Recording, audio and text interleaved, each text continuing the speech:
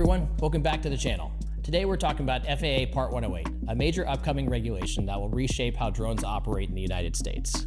For years, commercial drone operators have been limited by Part 107, which only allows flights within visual line of sight. Beyond visual line of sight, or BVLOS, has been possible, but only through a slow and unpredictable waiver process. That's where Part 108 comes in. Proposed in August 2025, Part 108 is a dedicated framework for automated BVLOS operations. It takes BVLOS out of the exception category and establishes clear, standardized rules that companies can follow to scale automated flight operations. Here are the biggest changes. Part 108 allows drones up to 1,320 pounds, compared to the 55-pound limit under Part 107.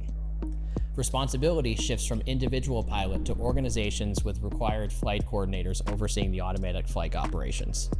And the technology bar goes way up. Operators must use detect and avoid systems, redundant communication links, and continuous real-time monitoring. It's important to note that public safety agencies like police and fire departments may continue to operate BVLOS under their Part 91 waivers, separate from Part 108. However, if you do have a BVLOS waiver under Part 107, that will no longer be valid. So what's the impact?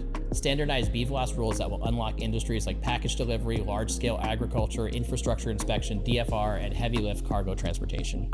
Instead of waiting months for a waiver, companies will finally have a predictable pathway to operate at scale.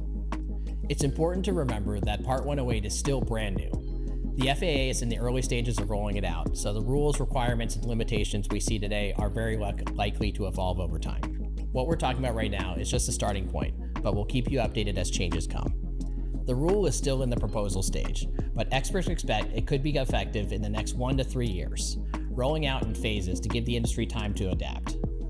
Bottom line, FAA Part 108 is the most significant shift in drone regulations since Part 107 in 2016. It will take BVLOS from difficult, unpredictable waivers to a standardized system that enables the future of commercial drone operations.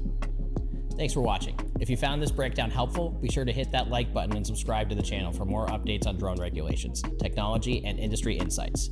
We'll be covering Part 108 as it develops, so stay tuned for more content just like this.